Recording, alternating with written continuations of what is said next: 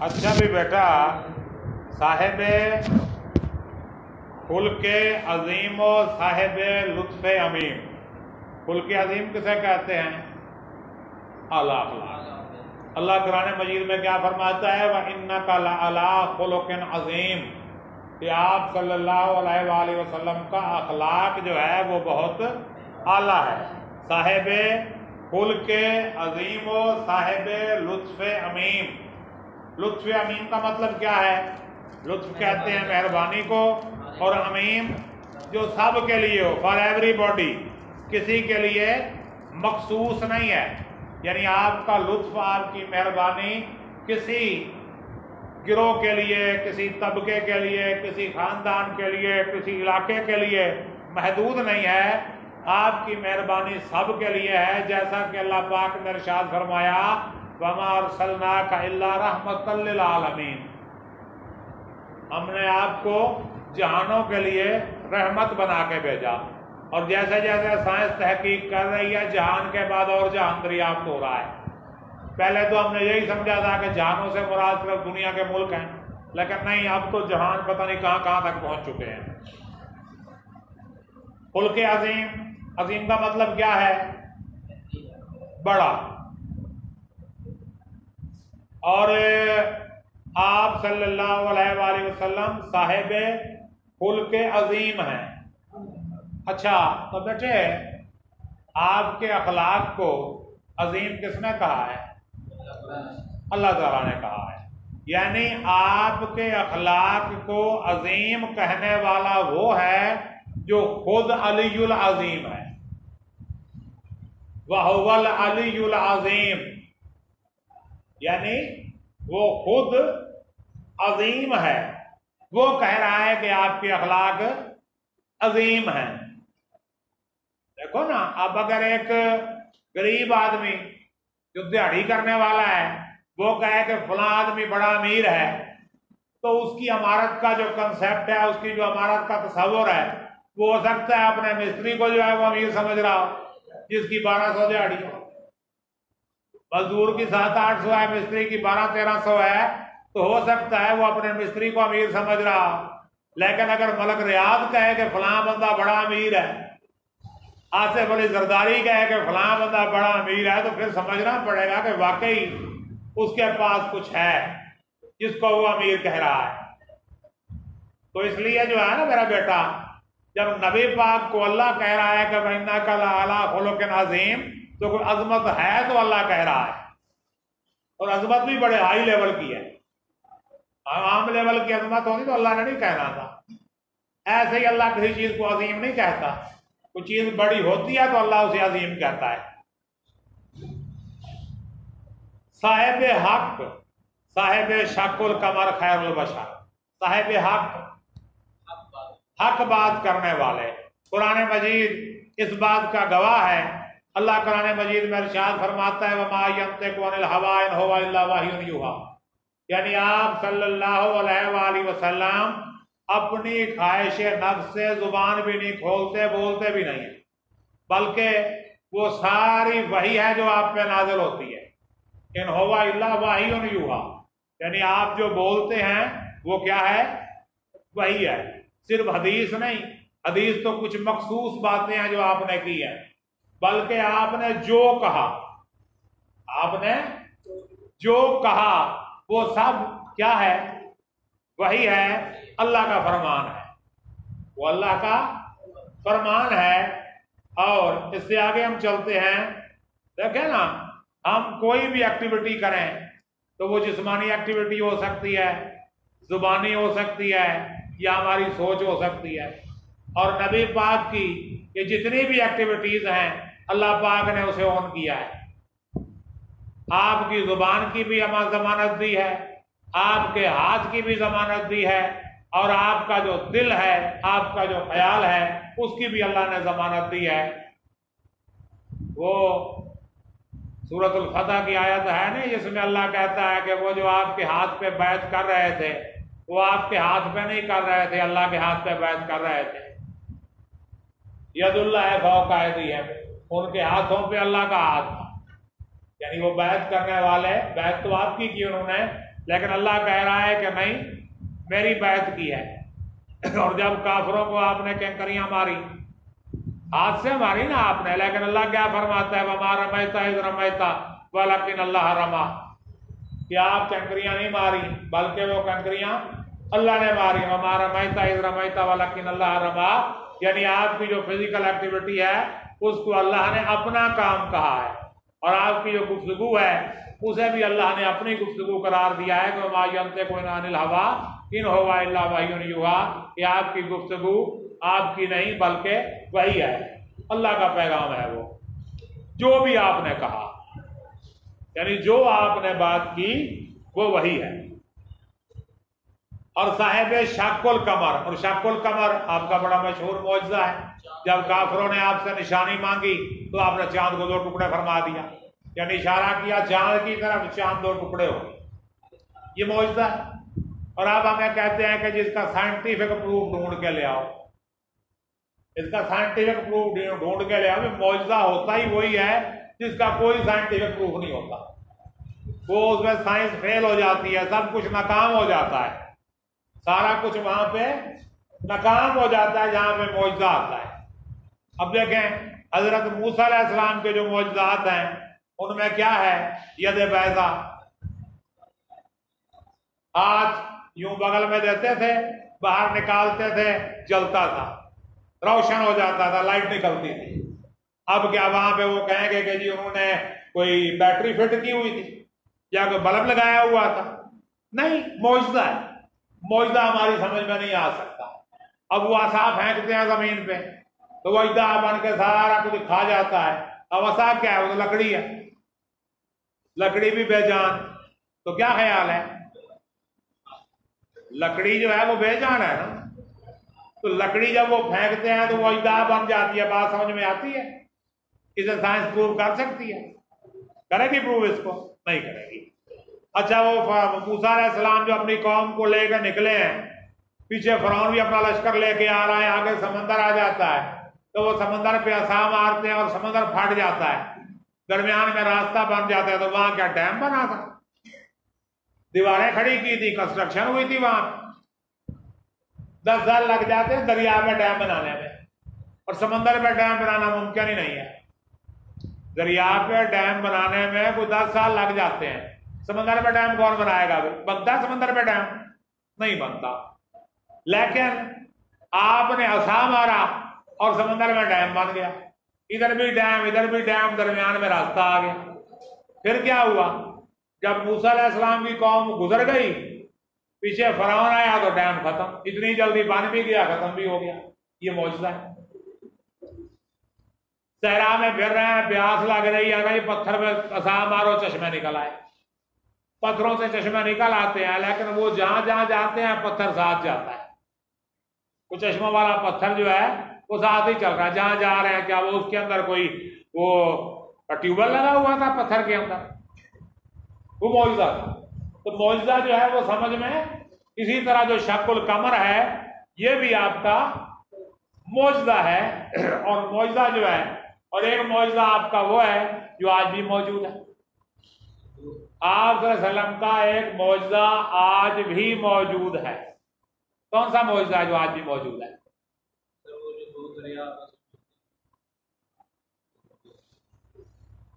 آپ کا معجزہ قرآن، یہ آج بھی موجود ہے، اور قرآن پاک کا اوپن چیلنج ہے کہ اگر تمام جن اور انسان مل جائیں تو اس جیسی کتاب نہیں لا سکتے۔ تمام جن اور انسان مل کے کوشش کریں تو اس جیسی کتاب نہیں لا سکتے۔ پھر چیلنج کیا ہے؟ 10 صورتیں لا دو بھی اس جیسی۔ اگر تم یہ سمجھتے ہو کہ نبی پاک صلی اللہ علیہ وآلہ وسلم نے قرآن اپنی طرف سے تیار کر کے آپ کے سامنے رکھ دیا ہے تو 10 صورتیں تم بھی تیار کر لو، بنا لو 10 صورتیں بھائی تم بھی۔ اور پھر کیا کہا، وَإِن كُنتُمْ فِي رَيْبٍ مِّمَّا نَزَّلْنَا عَلَىٰ عَبْدِنَا فَأْتُوا بِسُورَةٍ مِّن مِّثْلِهِ، اس جیسی ایک صورت تو لے آؤ۔ ایک صورت قرآن پاک کی ہے 114 صورتیں، اللہ کہتا ہے ایک لے آؤ۔ کتنے سال گزر گئے؟ 1400 سال سے زیادہ عرصہ گزر گیا اس چیلنج کو. کسی نے مانا؟ قبول کیا کسی نے؟ لے آیا کوئی صورت؟ تو معجزہ موجود ہے. معجزے کا مطلب کیا ہے؟ جو اگلے کو عاجز کر دے. تو نبی پاک کا معجزہ قرآن کی شکل میں موجود ہے اور رہتی دنیا تک موجود رہے گا اور اگلے جان میں بھی ہوگا. ٹینشن نہ لیں. ہاں وہ حدیث ہے نا جس میں قاری قرآن سے کہا جائے گا کہ قرآن پڑھتے جاؤ اور جنت کی منزلیں چڑھتے جاؤ. جہاں پہ قرآن پڑھنے سے رک جاؤ گے تم وہاں تمہارا ٹھکانہ ہوگا. تو قرآن تو اگلے جان میں بھی ہوگا. اگر نہیں ہوگا تو قاری کیسے پڑھے گا؟ تو آپ صلی اللہ علیہ وآلہ وسلم کا معجزہ جو ہے شق القمر ہے. چاند کو 2 ٹکڑے کرنے کا معجزہ بھی آپ نے دکھایا ہے. اور آگے شعر دیکھیں کیا زبردست شعر ہے کہ کارزار دہر میں وجہ ظفر وجہ سکون. کارزار دہر کسے کہتے ہیں؟ زمانے کا میدان جنگ. یعنی اس دنیا کا جو میدان جنگ ہے، اس دنیا میں جو جنگ لگی ہوئی ہے، جو لوگ آپس میں لڑ رہے ہیں، جھگڑ رہے ہیں، ایک دوسرے سے مقابلہ کر رہے ہیں، اس کارزار میں، اس میدان جنگ میں آپ وجہ ظفر بھی ہیں، وجہ سکون بھی ہیں. وجہ ظفر کامیابی، سکون یعنی ہمیں اس دنیا کے میدان جنگ میں کامیابی ملے گی آپ کی وجہ سے. ایک تو آپ کی دعائیں جو آپ نے امت کے لیے کی، امت کے لیے جو دعائیں کی. اب ایک حدیث میں آتا ہے کہ میں نے اپنی امت کے لیے 3 دعائیں کی، 2 قبول ہو گئی، 1 نہیں ہوئی. 3 دعائیں کی، 2 قبول ہوئی اور 1 نہیں ہوئی. قبول کون سی ہوئی؟ کہ کوئی کافر میری امت پر اس طرح غالب نہ آئے کہ ساری امت مٹ جائے. کوئی کافر میری امت پر اس طرح غالب نہ آئے کہ یہ ساری امت مٹ جائے، اور میری امت پر قحط یا کسی شکل میں ایسا عذاب نہ آئے کہ یہ ساری امت مٹ جائے. اور تیسری دعا تھی کہ انہیں اتحاد و اتفاق سے رہنا نصیب کا. یہ اتحاد و اتفاق والی دعا قبول نہیں ہوئی، باقی ہو گئی قبول. یعنی نہ تو کوئی اس طرح غالب آیا کہ امت مٹ جائے، اگر وقتی طور پر کوئی غالب آ بھی جائے تو کچھ عرصے میں ہم کم بیک کرتے ہیں اور دشمن کو منہ توڑ جواب دیتے ہیں، اور پھر جو ہے امت اوپر آ جاتی ہے. اور قحط والا معاملہ بھی نہیں ہوا. لیکن جو اتحاد و اتفاق والا کام ہے یہ ہمیں آج تک نصیب نہیں ہوا. اچھا جی، آگے کیا ہے جی؟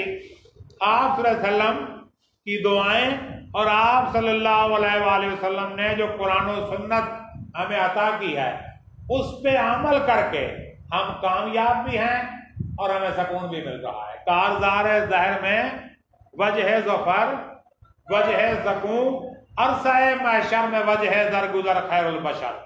اور عرصہ محشر قیامت کے دن آپ کی وجہ سے ہماری درگزر ہوگی، آپ کی وجہ سے ہمیں بخشا جائے گا. کیسے؟ اس کی 2 توجیحات ہیں. نمبر 1، اگر ہم آپ کی سنت پر عمل کر کے جائیں گے تو اللہ پاک ہمیں بخش دے گا، ہماری مغفرت ہوگی. اور دوسرا، اگر کوئی کمی کوتاہی رہ گئی تو آپ صلی اللہ علیہ وآلہ وسلم صاحب مقام محمود ہیں اور آپ قیامت کے دن ہماری شفاعت فرمائیں گے. یعنی اپنی امت کے گنہگاروں کی شفاعت فرمائیں گے اور اللہ پاک اس شفاعت کو قبول کرے گا اور امت کے گنہگاروں کو بخشا جائے گا، بشرطے کہ کوئی بہت بڑا گناہ سرزد نہ ہو گیا. یعنی ایسا گناہ جس کی کوئی معافی کی گنجائش ہی نہیں، کوئی ایسا گناہ نہ کیا تو آپ کی شفاعت جو ہے وہ یقیناً کام دے گی. اور عرصہ محشر میں وجہ درگزر خیر البشر. اور صحیح بخاری شریف میں بڑی تفصیل سے حدیث موجود ہے کہ محشر کی سختیوں سے ڈر کے تمام انسان حضرت آدم علیہ السلام کے پاس آئیں گے اور کہیں گے کہ آپ ابو البشر ہیں، اللہ نے آپ کو اپنے ہاتھوں سے بنایا ہے، آپ کا بڑا مقام ہے، آپ صرف اللہ پاک سے یہ کہہ دیں کہ ہمارا حساب جو ہے ذرا جلدی شروع کر دیں، ہم تھک گئے ہیں، گرمی بہت ہے، یہاں کھڑے کھڑے ہم تھک گئے ہیں، ہمارا حساب ذرا جلدی ہو جائے. تو حضرت آدم علیہ السلام کہیں گے کہ نہ بھائی، مجھے تو وہ درخت سے منع کیا تھا اللہ نے، میں نہیں منع ہوا، مجھے تو وہ بات یاد آ رہی ہے، نفسی نفسی، مجھے اپنی جان کی فکر ہے۔ اسی طرح سارے انبیاء کے پاس سے ہو کے نفسی نفسی کی بات ہی سنیں گے۔ ہر نبی کوئی نہ کوئی جو ہے عذر کرے گا کہ نہیں میں نہیں کہہ سکتا، میں نہیں کہہ سکتا۔ تو جب نبی پاک صلی اللہ علیہ وآلہ وسلم کے پاس آئیں گے تو آپ صلی اللہ علیہ وسلم سجدے میں جائیں گے اور پھر شفاعت فرمائیں گے، اور آپ کی شفاعت جو ہے قبول ہوگی، یہ صحیح بخاری شریف میں موجود ہے۔ تو عرصہ معاشر میں آپ ہی درگزر کا باعث بنیں گے، اور یوں سمجھ لیں کلیئر کٹ کہ اگر میں اپنے عمل کی بنیاد پہ سوچ لوں کہ میں نے بخشا جانا ہے اور مجھے جنت مل جائے گی، تو مجھ سے بڑا جاہل اور کوئی نہیں، کیونکہ عمل جو ہے وہ قبول بھی اللہ کی رحمت کے طفیل ہونا ہے۔ ہو سکتا ہے میرا عمل وہ قبول ہی نہ کرے، ہو سکتا ہے۔ وہ کہتے ہیں نا، وہ جس طرح کیا کہتے ہیں کہ حضرت سلطان باہو رحمت اللہ علیہ سلطان وارفین فرماتے ہیں کہ عدل کریں تے تھر تھر کمبن اچیاں شانہ والے ہو، کرم کریں تے بخشے و جامن میں ورگے منہ کالے ہو۔ یعنی مطلب یہ عدل پہ آ جائے اللہ، تو کون ہے جو اس کے سامنے حساب دے سکتا ہے کسی کی مجال کے وہ حساب دے؟ پیدائش سے لے کے موت تک ایک ایک سانس کا حساب دے سکتا ہے بندہ؟ کہیں کوئی غلطی نہیں نکلے گی، بھی نکلے گی، کہیں کوئی کوتاہی، کوئی خرابی، کوئی غلطی، کوئی پریشانی، کوئی نہ کوئی مسئلہ نکل آئے گا، اور اللہ ایک غلطی کو پکڑ کے دوزخ میں ڈالنا چاہے تو کون روکے گا اسے؟ اور ایک نیکی کو قبول کر کے جنت میں بھیجنا چاہے تو اسے کون روک لے گا؟ فلا کل شین قدیر ہے نا وہ۔ تو اس لیے اس بات کی امید پہ بیٹھے رہنا کہ میرے اعمال بہت بڑے ہیں اس لیے میں جنت میں چلا جاؤں گا، یہ غلط فہمی ہے۔ بس اللہ کا فضل جو ہے نا اس پہ امید رکھنی چاہیے۔ اور رونما کب ہوگا راہ زیست پر منزل کا چاند۔ اب یہ تین شعر جو ہے استغاثہ ہیں۔ استغاثہ کیا ہوتا ہے؟ فریاد۔ استغاثہ فریاد، یعنی نبی پاک صلی اللہ علیہ وآلہ وسلم کی بارگاہ میں فریاد کر رہا ہے یہ تین شعر پیش کر کے کہ رونما کب ہوگا راہ زیست پر منزل کا چاند۔ ہم جو راستہ طے کر رہے ہیں اس پر منزل کا چاند کب نکلے گا؟ ہم جس راستے پہ جا رہے ہیں اس راستے پر ہمیں منزل کا چاند کب ملے گا؟ رونما کب ہوگا راہ زیست پر منزل کا چاند۔ راہ زیست کیا ہے؟ زندگی کا راستہ۔ اس پر منزل کا چاند کب نمودار ہوگا؟ منزل دو طرح کی ہے ہمارے پاس، نمبر ایک دنیاوی ترقی، نمبر دو آخرت کی نجات۔ دنیاوی ترقی، آخرت کی نجات، یہ دونوں ہمارے مقاصد ہیں کہ اللہ کا دین دنیا میں ترقی کرے، دوسرے دینوں پر غالب آئے۔ یہ کب ہوگا؟ رونما کب ہوگا راہ زیست پر منزل کا چاند۔ راہ زیست زندگی کی راہ، اس پر منزل کا چاند کب نمودار ہوگا؟ یعنی ہم جس راستے پر چلے جا رہے ہیں اس پر منزل کا چاند کب نکلے گا؟ اور ختم کب ہوگا؟ اندھیروں کا سفر خیر البشر۔ اور ہم جو اندھیروں کا سفر کر رہے ہیں، جن اندھیروں میں ہم بھٹک رہے ہیں، یہ کب ختم ہوں گے؟ اندھیرا کیا ہے جب روشنی نہیں ہے؟ دیکھو سورج چمک رہا ہے تو روشنی ہے، کسی چور کی مجال ہے کہ آ جائے گا؟ سورج چمک رہا ہے، دن کی روشنی میں چور نہیں آتے، چور آتے ہیں رات کی تاریکی میں۔ رات کو اگر چاند چمک رہا ہو، 14ویں کا چاند نکلا ہو، پھر بھی چور جو ہے احتیاط کرے گا کہ روشنی ہے کہیں پکڑا نہ جاؤں۔ اور اگر تارے چمک رہے ہوں پھر بھی نظر آنے کا چانس ہے، لیکن نہ سورج ہو، نہ چاند ہو، نہ ستارے ہو، گھوپ اندھیرا ہو، پھر کوئی پکڑے گا؟ پھر کوئی پکڑے گا؟ پکڑے گا کوئی؟ اب جو ہماری پوزیشن ہے، نہ سورج ہے، نہ چاند ہے، نہ ستارے ہیں۔ نہ سورج ہے، نہ چاند ہے، نہ ستارے ہیں، اندھیروں میں بھٹک رہے ہیں، اور ہر طرف چور ڈاکو اپنے اڈے لگا کے بیٹھے ہیں۔ ہر طرف چور ڈاکو اپنے اڈے لگا کے بیٹھے ہیں۔ اب चांद निकलेगा तो पता चलेगा ना, कुछ सितारे नजर आएंगे तो पता चलेगा ना। जब चांद भी नहीं है, सितारे भी नहीं है, सूरज भी नहीं है, तो फिर हर तरफ चोर ही है, हर तरफ चोर है, चोरों का दौर है। ये दौर किसका है? चोरों का दौर है। हर तरफ चोरों ने ठिकाने बनाए हुए हैं। तो बस दुआ करें कि अल्लाह पाक चोरों से बचाई रखे। देखें, हमारे पास कोई जो है ना, वो कोई दौलत नहीं है, वो खजाना नहीं है, सिर्फ ईमान की दौलत है हमारे पास, सिर्फ ईमान की दौलत है। और इस दौलत को छीनने के लिए, लूटने के लिए हर तरफ चोर बैठे हैं, हर तरफ जो है वो, यानी शैतान ने अपने अपने नुमाइंदे जो है वो हमारे दरमियान छोड़े हुए हैं। शैतान ने हमारे दरमियान अपने नुमाइंदे छोड़े हुए हैं, और वो कभी कहते हैं मेरा जिस्म मेरी मर्जी, कहते हैं ना, मेरा जिस्म मेरी मर्जी। कभी कहते हैं कि क्या अल्लाह, क्या है, अल्लाह है ही नहीं, ये इनकार खुदा की तरफ ले जाते हैं। कभी तौहीन रिसालत की तरफ लेके जाते हैं, कभी फिरका वारियत की तरफ लेके जाते हैं, कभी दहशतगर्दी की तरफ लेके जाते हैं, कभी ऐश व इशरत की तरफ लेके जाते हैं, कभी दौलत की तरफ लेके जाते हैं। यानी चोर ही चोर है। तो इन सारे चोरों से बच के अपने ईमान को महफूज रख के अगर हम निकल जाएं और मंजिल पर पहुंच जाएं तो ये बड़ी बात है। और पहुंचेंगे कैसे? नबी पाक सल्लल्लाहु अलैहि वसल्लम की तालीमात पर अमल करके। यानी आपने जो अल्लाह का कलाम कुरान मजीद की शक्ल में और अपना पैगाम सुन्नत की शक्ल में छोड़ा है, उस पे अमल करके हम इन चोरों से बच सकते हैं। जो हर तरफ चोर फैले हुए हैं ना, तो इन चोरों से बचना चाहिए। रूनुमा कब होगा राह ज़ीस्त पर मंजिल का चांद, खत्म कब होगा अंधेरों का सफर खैरुल बशर।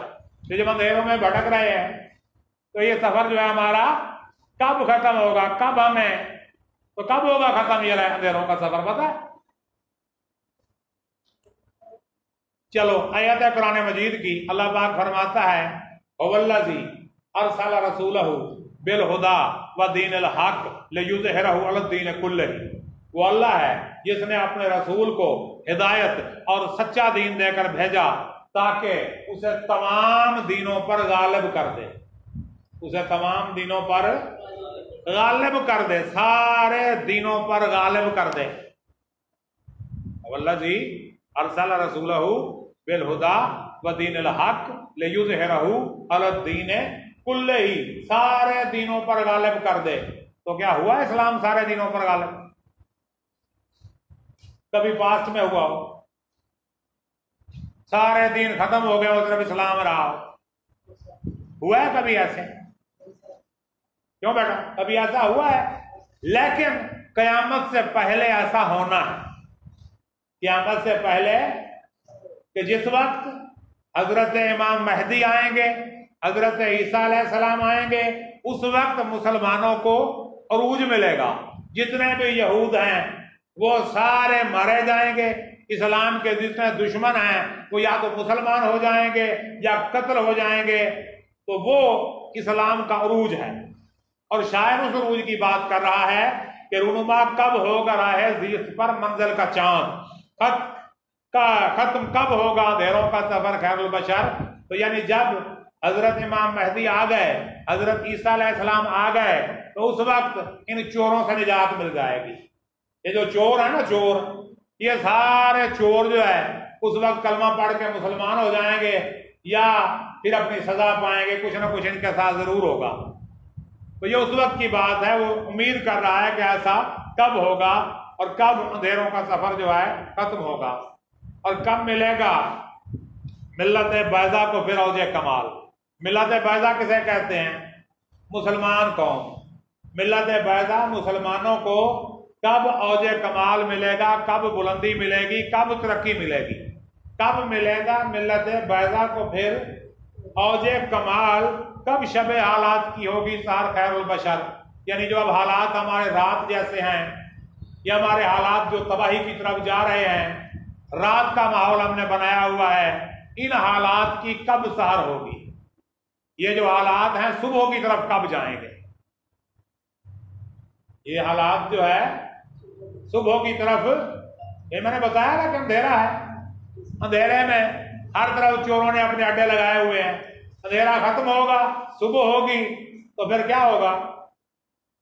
چوروں کے اڈے ختم ہو جائیں گے اور سارا کچھ پتا چل جائے گا کہ کون کیا ہے اور کون کیا نہیں ہے۔ اور آخری شعر جو ہے وہ دعائیہ ہے، جس میں شاعر کہتا ہے کہ در پہ پہنچے کس طرح وہ بے نوا بے بالوں پر، بے نوا جس کے پاس کچھ نہیں، بے بالوں پر جس کے پاس اڑنے کی طاقت نہیں، وہ کیسے آپ کے دروازے پہ پہنچے؟